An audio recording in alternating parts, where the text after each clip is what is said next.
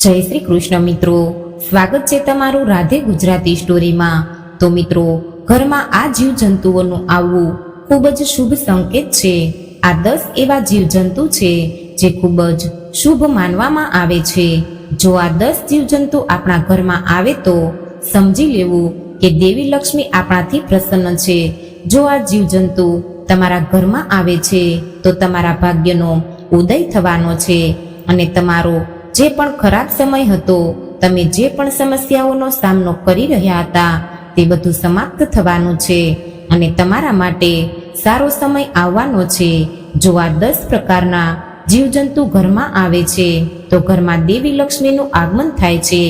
એ જીવજંતુઓ વિશે જાણીએ તે પહેલા આ વિડીયોને લાઈક કરજો, ચેનલને પણ જરૂરથી સબસ્ક્રાઇબ કરજો અને કોમેન્ટ બોક્સમાં જય માં લક્ષ્મી જરૂરથી લખજો અને વિડીયોને છેલ્લે સુધી જોતા રહેજો।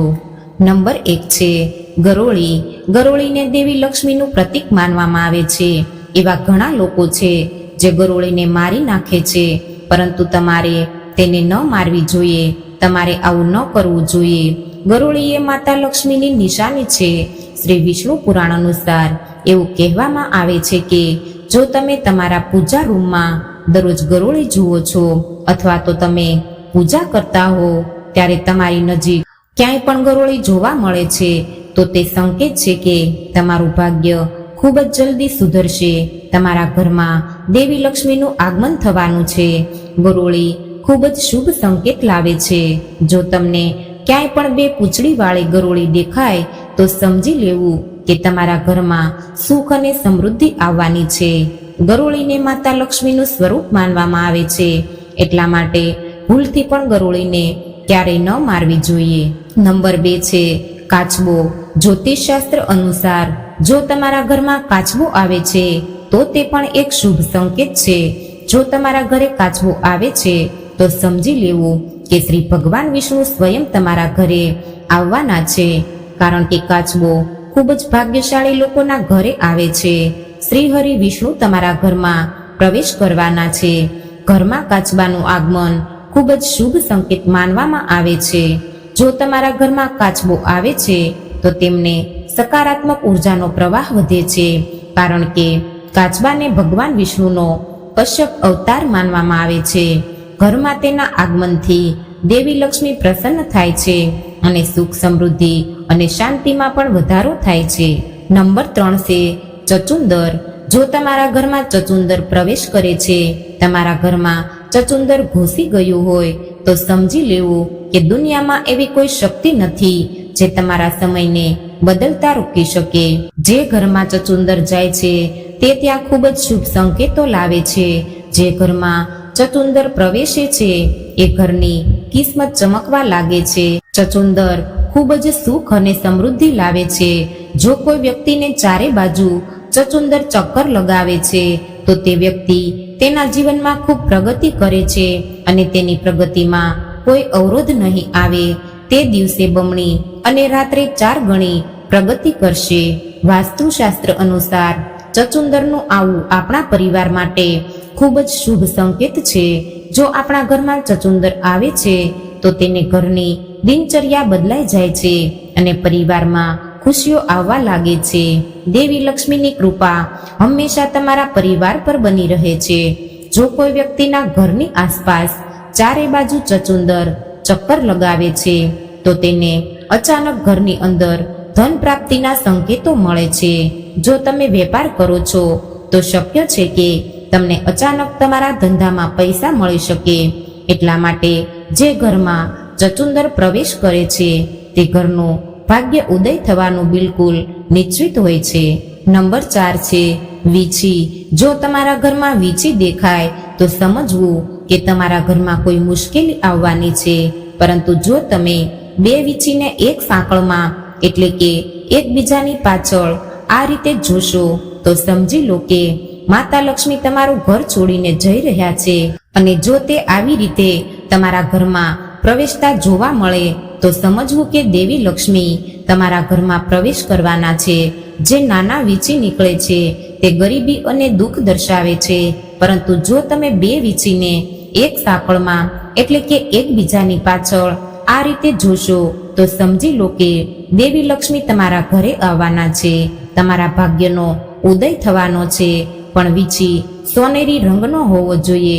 જો સોનેરી રંગના વીછી ન હોય તો તે નિશાની માનવામાં આવતું નથી. નંબર 5 છે ભમરો.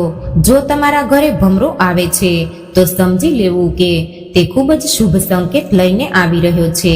ભમરો તમારા જીવનમાં પરિવર્તન લાવવા, તમારા જીવનમાં ખુશીઓ લાવવા, તમારા જીવનને વધુ સારું બનાવવાનો સંકેત લાવે છે.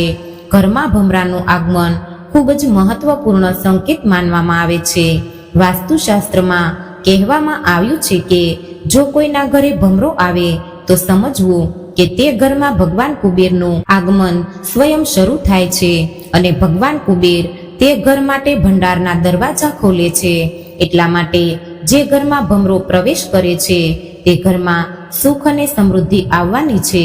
જો તમારા ઘરે ભમરો આવે છે તો તમે અનુમાન લગાવી શકો છો કે તમારું ભાગ્ય ચમકવાનો સમય બહુ જ જલ્દી આવવાનો છે. નંબર 6 છે કીડીઓ. કીડીઓ ખૂબ જ શુભ સંકેતો લાવે છે. વાસ્તુશાસ્ત્ર અનુસાર એવું કહેવાય છે કે જો વ્યક્તિના ઘરમાં કીડીઓ પૂર્વ દિશા તરફ આવી રહી હોય તો સમજી લો કે જલ્દી જ તમારું ભાગ્ય તમારો સાથ આપવાનું છે.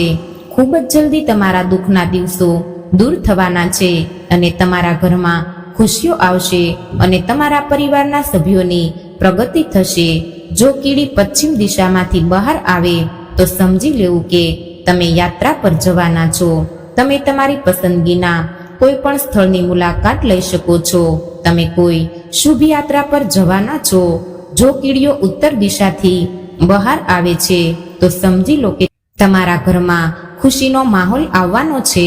જો તમારા ઘરમાં લગ્ન સંબંધિત કોઈ સમસ્યા ચાલી રહી હતી તો તે હવે દૂર થઈ જશે. જો દક્ષિણ દિશાથી કીડીઓ બહાર આવતી જોવા મળે અથવા તો દક્ષિણ દિશાથી કીડીઓ તમારા ઘરમાં પ્રવેશતી જોવા મળે તો તમારે સમજી લેવું જોઈએ કે તમને અચાનક ક્યાંકથી પૈસા મળવાના છે અને તમે પ્રગતિ કરવા જઈ રહ્યા છો. કીડીઓ ખૂબ જ શુભ સંકેત આપે છે. જો શક્ય હોય તો કીડીઓને દરરોજ ખાંડ મિશ્રિત લોટ ખવડાવવો જોઈએ. આ ખૂબ જ શુભ સંકેત છે.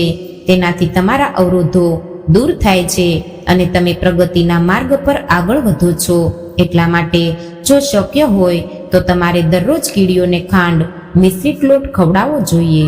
નંબર 7 છે મધમાખી. તમે મધમાખીનો મધપૂડો જોયો જ હશે. જો મધમાખીઓ એ તમારી આસપાસ કે તમારા ઘર અથવા જે ઘરમાં મધમાખીનો મધપૂડો બનાવ્યો હોય તો તે ઘરમાં ક્યારેય બરકત નહીં આવે. તેના નસીબમાં ઘણા છિદ્રો છે. જે રીતે મધમાખીના મધપૂડામાં નાના નાના કાણા હોય છે અને લાખો હજારો છિદ્રો હોય છે, એ જ રીતે જેના ઘરમાં મધમાખીઓ રહે છે એ ઘરના લોકોના નસીબમાં એટલા કાણા હોય છે કે તેમનું નસીબ સાથ નથી આપતું. એટલા માટે તમારા ઘરમાં મધમાખીને મધપૂડો બનાવવા ન દો. નંબર 8 છે પતંગિયું. જે ઘરમાં પતંગિયું આવે છે તે ઘરમાં ખૂબ જ શુભ સંકેતો લાવે છે. તમે જોયું હશે કે પતંગિયું સતરંગી હોય છે અને જે રીતે પતંગિયું રંગબેરંગી હોય છે તે ખૂબ જ સુંદર દેખાય છે. એ જ રીતે પતંગિયું આપણા જીવનમાં રંગબેરંગી ખુશીઓ લાવે છે અને આપણા જીવનમાં રંગો ફેલાવે છે અને આપણું જીવન ખુશીઓથી ભરાઈ જાય છે અને આપણા ઘરમાં સુખ સમૃદ્ધિ આવવા લાગે છે. એટલા માટે ઘરમાં પતંગિયાનું આવવું ખૂબ જ સારું માનવામાં આવે છે. વાસ્તુશાસ્ત્રમાં એ વાતનું સારી રીતે વર્ણન કરવામાં આવ્યું છે કે જ્યારે પણ કોઈના ઘરે પતંગિયું આવે છે ત્યારે તે હંમેશા શુભ સંકેતો લઈને આવે છે અને ઘરમાં સુખ અને સમૃદ્ધિ આવે છે. જો આવા જીવજંતુ તમારા ઘરમાં પ્રવેશ કરે છે તો તમારે તમારા ઘરની પવિત્રતા અને સ્વચ્છતાનું ખાસ ધ્યાન રાખવું જોઈએ. તમારા ઘરમાં કોઈ ગંદકી ન હોવી જોઈએ. જો ત્યાં કરોળિયાના જાળા હોય તો તેને સાફ કરો. કરોળિયાને ક્યારેય ઘરમાં ન રહેવા દો. કરોળિયાના જાળાને તરત જ સાફ કરો. જો આપણા ઘરમાં કરોળિયાના જાળા હશે તો આપણા ઘરની પ્રગતિનો માર્ગ બંધ થઈ જશે. એટલા માટે ઘરમાં ક્યારેય કરોળિયાના જાળા ન હોવા જોઈએ. કરોળિયાના જાળા તરત જ સાફ કરવા જોઈએ. કરોળિયાના જાળાને કારણે દેવી લક્ષ્મી આપણા ઘરમાં પ્રવેશતા નથી. એટલા માટે કરોળિયાના ઝાડાને હંમેશા તમારા ઘરથી દૂર રાખો. મિત્રો, જો આ વિડીયો તમને પસંદ આવ્યો હોય તો વિડીયોને લાઈક કરજો, ચેનલને સબસ્ક્રાઇબ કરજો અને બાજુમાં આપેલ બેલ આઇકનને ટચ કરીને ઓલ ઉપર સિલેક્ટ કરી લેજો, જેથી કરીને તમને વિડીયોની નોટિફિકેશન સૌથી પહેલા મળતી રહે. અને કોમેન્ટ બોક્સમાં જય મા લક્ષ્મી જરૂરથી લખજો. વિડીયોને છેલ્લે સુધી જોવા બદલ આપનો ખૂબ ખૂબ આભાર. જય શ્રી કૃષ્ણ. રાધે રાધે. હર હર મહાદેવ.